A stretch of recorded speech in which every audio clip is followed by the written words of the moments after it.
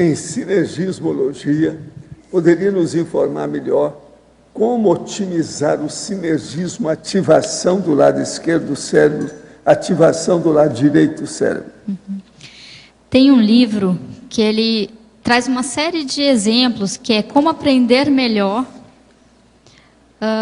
desenvolvendo seu cérebro e sua criatividade. É um livro publicado pela Tilibra. Eu tenho aqui apenas uma cópia dele. E ele faz uma série de exercícios. Por exemplo, a pessoa ela começar a pensar num número e focalizando um lado do cérebro. E depois pensar numa letra correspondente. Então, ela faz uma série de exercícios assim, até chegar no número 10, né, e a letra correspondente, e depois ela faz o movimento inverso. Isso é um exercício. Agora, igual a esse, tem vários. Então, antes da pessoa se predispor para qualquer inventividade, ela pode se fazer valer desses exercícios. Tá, Lorela, eu acho que talvez tu já deve ter respondido, mas assim, deixa eu tentar novamente. A fatologia, primeira página ali, penúltima linha, o exercício da ativação dos dois hemisférios cerebrais na produção mental, criativa mental somática. Sim. Uhum. Você já falou, você teria mais algum exemplo além desse que você comentou? Se não tiver, não tem problema, tá? Uhum. Não, no geral, para você ativar o lado esquerdo e o lado direito do cérebro, eu tenho muita abordagem na área do desenho, na minha área do design, que é você começar a usar a racionalidade, né? Quer dizer, sem dar significado para aquilo. Por exemplo, você vai fazer um desenho ao contrário, você ativa o lado esquerdo do cérebro. E assim vai. É um outro exemplo. Ok, obrigado. Eu só queria retomar aqui, foi perguntado sobre a ativação dos dois hemisférios. Eu encontrei uma página aqui do livro, que acho que pode fala aí, aumentar, né? Boa. O livro, só retomando, é como aprender melhor utilizando o seu cérebro e sua criatividade. Então, ele tem uma série de passos aqui. Armazene ideias através de leituras, viagens, observações, conversas com pessoas, filmes, etc. Observe tudo cuidadosamente, aproveite como se fosse muito importante o que você está vendo. Esteja presente de corpo e alma naquele instante e ponha atenção no que observa. Cultive uma forte curiosidade sobre pessoas, coisas, lugares, os mais diferentes assuntos. Ser criativo é olhar para as coisas de maneira habitual e enxergar algo a mais. Desenvolva uma percepção aguda. Aprenda a utilizar além dos 5 sentidos. O homem possui cerca de 70 sentidos e não faz uso deles. E nem está falando de parapsiquismo, né? Só está falando dos sentidos. Perceba o que não foi dito. Observe a linguagem corporal das pessoas. Mantenha a sua mente aberta. Não se acanhe em questionar. Faça perguntas instigantes que desenvolvam o seu cérebro. Mude a maneira de ver as coisas. Procure olhar o mesmo problema com novos olhos. Construa grandes ideias a partir de pequenas. Associe, combine, adapte, modifique ideias. Então, são 6 passos aí que o autor sugere. Eu gostaria que você comentasse a questão do paradoxo, porque, na minha percepção, o paradoxo, qualquer tipo de paradoxo, paradoxologia, ela é um enriquecedor chave para a criatividade.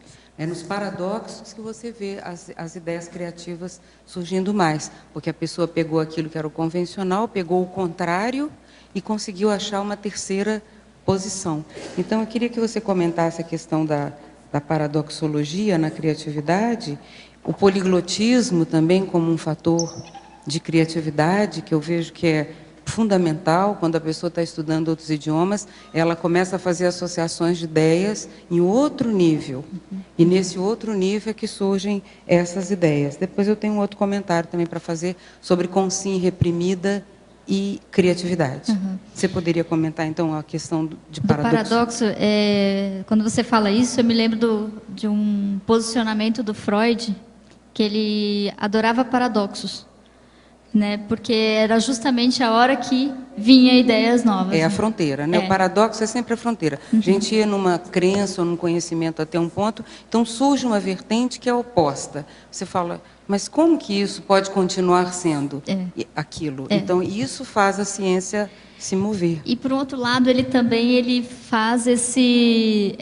remexe o status quo individual, né?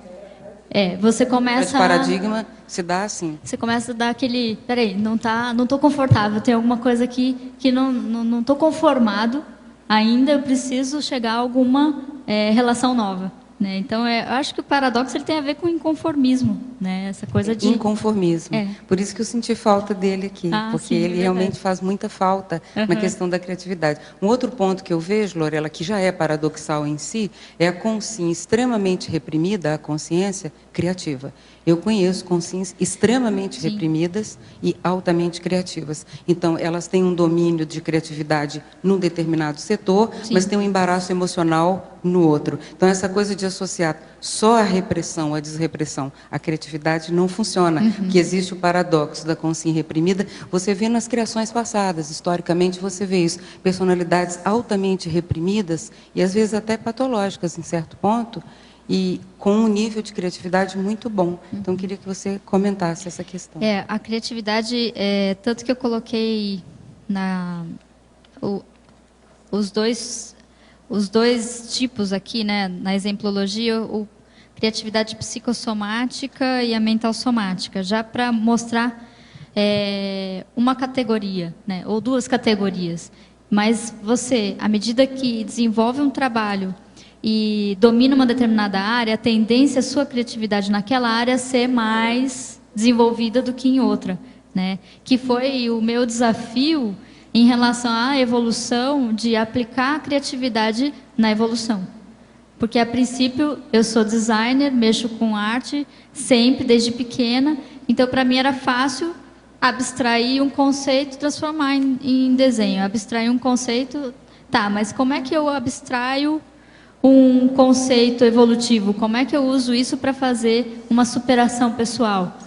E como é que eu faço, por exemplo, para chegar num verbete como esse, que é uma outra situação? A gente está falando de mental somática, ela exige criatividade também, né?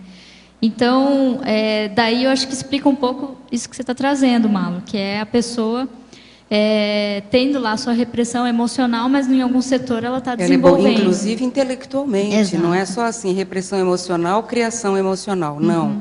Repressão emocional, criação intelectiva. Sim. Então, esse processo que já é paradoxal, a gente precisa entender bem, porque senão a gente categoriza a criatividade assim. Pessoa reprimida ou muito emotiva só é criativa ali. Não tem isso. Tem coisas que são paradoxos imensos. Do mesmo jeito contexto. que eu coloquei aqui no mito, o mito da criatividade ser coisa de artista ou de gente insana, que não é, né? Então, séria nessa questão da insanidade, que é provado que pessoas insanas em nível muito alto, elas não são criativas. Elas não são criativas. Há estudos profundos a respeito disso, mostrando que a loucura não traz criatividade. É justamente a criatura, quanto mais racional e equilibrada e homeostática ela está, mais o nível de criatividade é qualificado.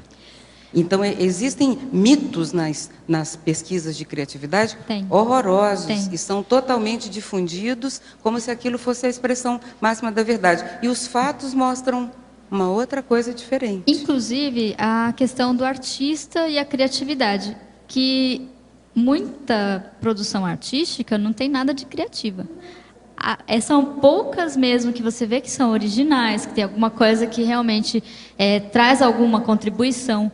Mas, no geral, são repetências, as pessoas repetem, elas...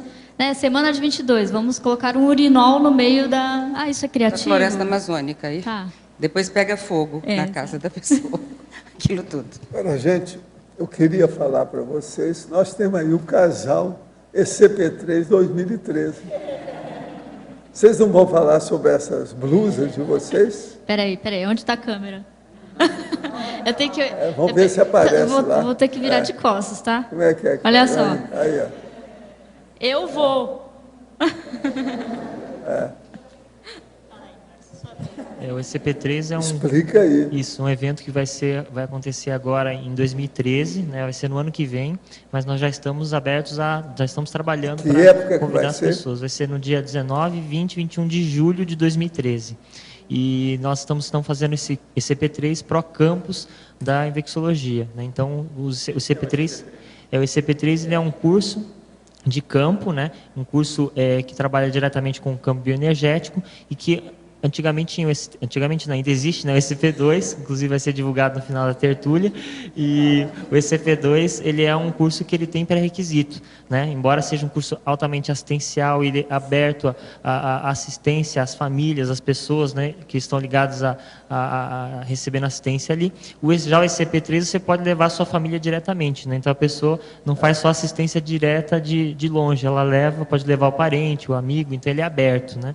E ele alavanca muito o processo de projetos da Conscienciologia, projetos suprainstitucionais. Nesse caso, vai estar contribuindo para o campus de Infecciologia. Então, nós estamos abertos aí a pessoas que quiserem participar.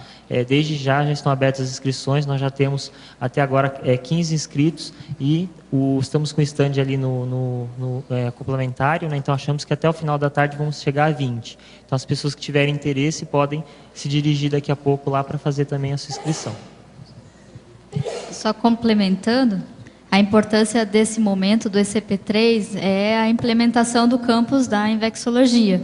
E o professor, o EPICOM do curso, o professor Hernande Leite, ele mesmo fez a própria inscrição dele do curso. Quer dizer, ele vai ser o professor e vai contribuir também.